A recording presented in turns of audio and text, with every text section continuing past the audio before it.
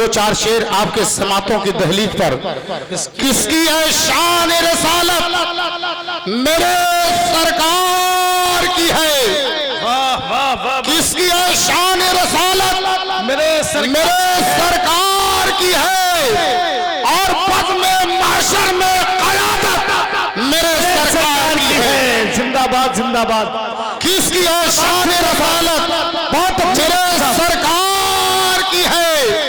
اور بزم محشر میں قیادت میرے سرکار کی ہے. اور فیصلہ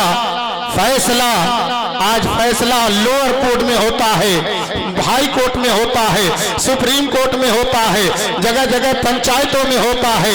لیکن ایک وہ دور تھا کہ مدینے کی مسجد نبوی ہے اور مسجد نبوی میں نبی کی ٹوٹی ہوئی چٹائی ہے, جہاں صحابہ نے یہ دیکھا کہ نبی مسجد نبوی کی ٹوٹی ہوئی چٹائی پر بیٹھ کر بڑے بڑے بادشاہوں کا فیصلہ کیا کرتے تھے, بڑے بڑے بادشاہوں کو فیصلہ کر دیا کرتے تھے. اسی کو شاعر نے کہا کہ فیصلہ ٹوٹی چٹائی پہ ہوا شاہوں کا, فیصلہ ٹوٹی چٹائی پہ ہوا شاہوں کا, فیصلہ ٹوٹی چٹائی پر ہوا شاہوں کا. ایسی بے مثل عدالت میرے سرکار کی ہے, ایسی بے مثل عدالت میرے سرکار کی ہے. فیصلہ ٹوٹی چٹائی پہ ہوا شاہوں کا, فیصلہ ٹوٹی چٹائی پہ ہوا شاہوں کا. ایسی بے مثل عدالت میرے سرکار کی ہے. آج ہم جماعت بناتے ہیں اور شہر کا حال تو یہ ہے کہ آج تو ہر چیز کا ٹھیکہ لیا جاتا ہے.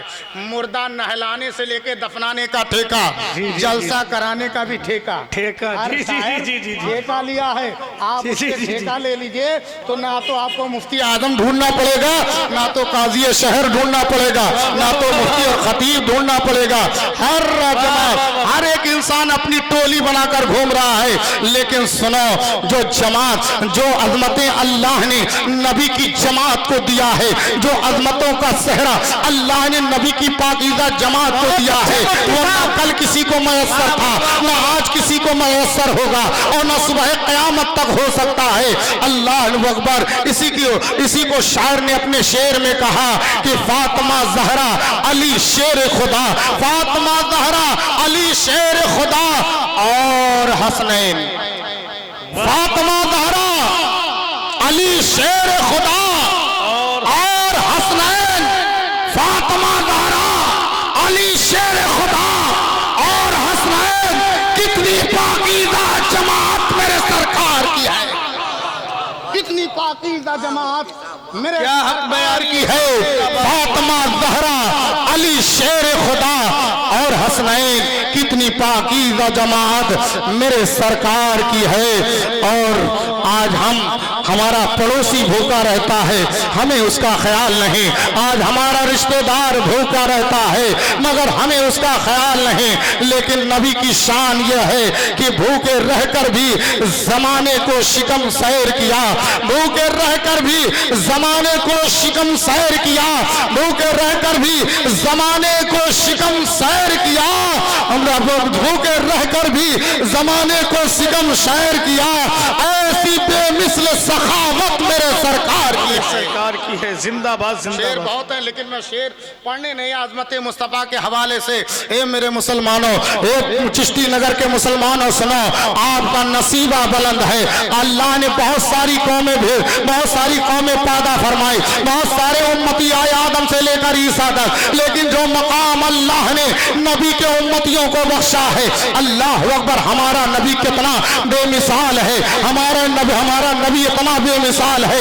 آپ ذرا سوچئے نبی کا مقام کتنا بلند ہے, نبی کی عظمتیں کتنی بلند ہے. اگر نبی کو پیدا کرنا مقصد نہ ہوتا تو اللہ زمین و آسمان کو پیدا نہ فرماتا, اللہ زمین و چاند و سورج کو پیدا نہ فرماتا.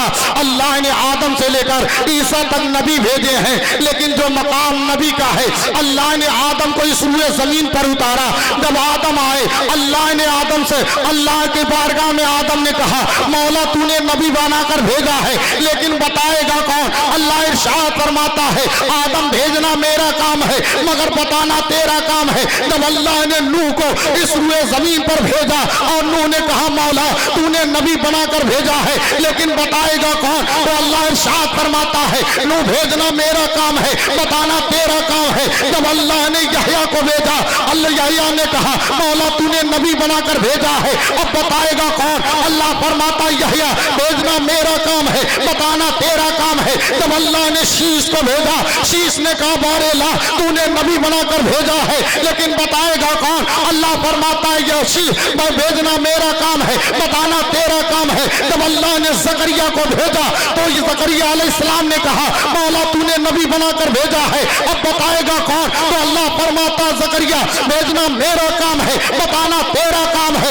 جب اللہ نے یعقوب کو بھیجا، یعقوب نے کہا اے مولا میں نبی بن کر آیا ہوں، اب بتائے گا کون؟ تو اللہ نے فرمایا یعقوب بھیجنا میرا کام ہے، بتانا تیرا کام ہے۔ جب اللہ نے موسیٰ کو بھیجا، موسیٰ نے کہا مولا میں نبی ہوں، اب بتائے گا کون؟ تو اللہ نے فرمایا موسیٰ بھیجنا میرا کام ہے، بتانا تیرا کام ہے۔ جب اللہ نے عیسیٰ کو بھیجا، عیسیٰ نے کہا میں نبی ہوں، مولا بتائے گا کون؟ اللہ نے کہا بھیجنا میرا کام ہے، بتانا تیرا کام ہے۔ لیکن قربان جائیے جب باری آئی آمنہ کے لال کی، جب باری آئی سید ابرار باری آئی مصطفیٰ جان رحمت کی، تو اللہ ارشاد فرماتا ہے اپنے نبی کو اس روئے زمین پر بھیجا، تو اللہ ارشاد فرماتا ہے اے مصطفیٰ ہم آپ کو وہ جواب نہیں دیں گے جو آدم کو دیا تھا، ہم آپ کو وہ جواب نہیں دیں گے جو نوح کو دیا تھا، ہم آپ کو وہ جواب نہیں دیں گے جو شیش کو دیا تھا،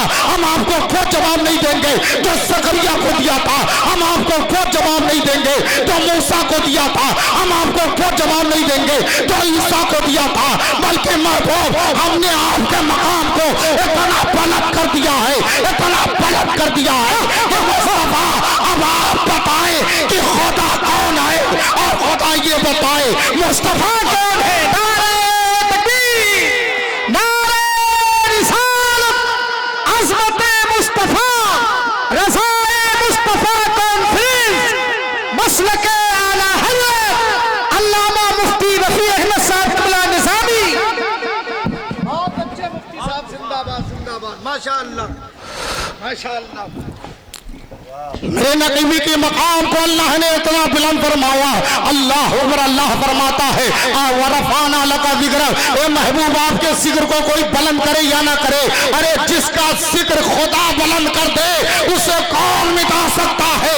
اللہ فرماتا مصطفیٰ آپ کو گھبرانے کی ضرورت نہیں ہے، اب آپ مکے کی سرزمین پر آ گئے ہیں، اب آپ دنیا سے بتائیں کہ خدا کون ہے، اور خدا یہ بتائے مصطفیٰ کون ہے۔ نہ تو خدا کا کوئی جواب ہے اور نہ تو مصطفیٰ کا کوئی جواب ہے، اور جو مصطفیٰ سے محبت کر لے اللہ اسے بھی لاجواب،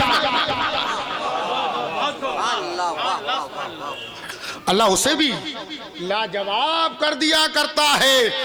آج ہمارا مرتبہ، آج اگر مسلمانوں کا مقام بلند ہے تو یہ ہمارا کمال نہیں، یہ کمال ہے محسن انسانیت کا، یہ کمال ہے تاجدار انبیاء کا، یہ کمال ہے رحمت للعالمین کا، یہ کمال ہے طٰہٰ و یاسین کا۔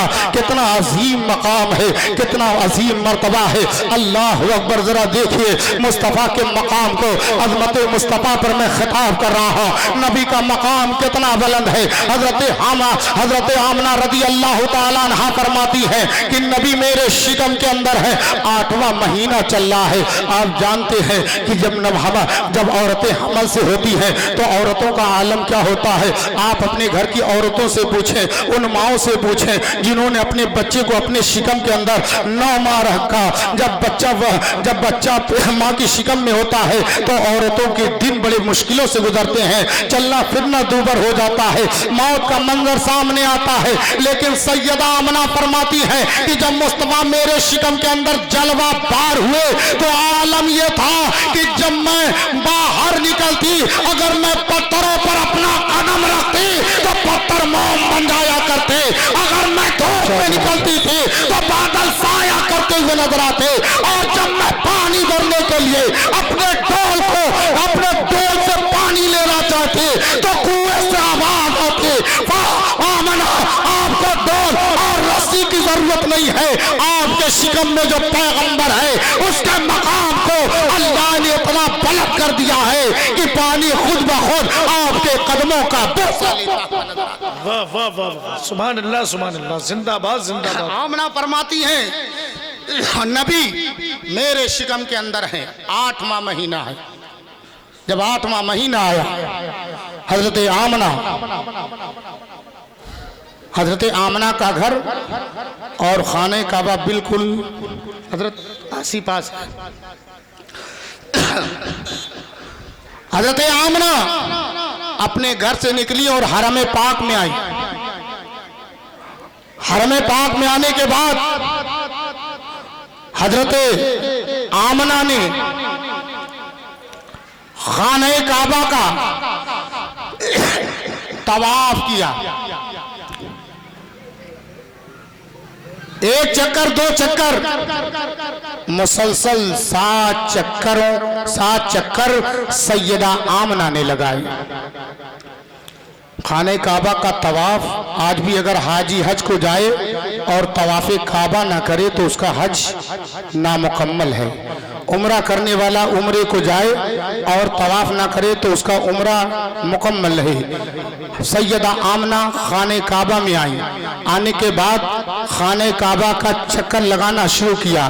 1 چکر لگایا، 2 چکر لگائے، 3 چکر لگائے، 4 چکر لگائے، 5 چکر لگائے، 6 چکر لگائے، 7 چکر لگائے. جب 7 چکر مکمل ہوا حضرت آمنہ فرماتی ہے کہ جب میں نے خانہ کعبہ کے 7 پھیرے لگائے، 7 چکر لگائے تو جب میرا طواف مکمل ہوا میں پلٹی.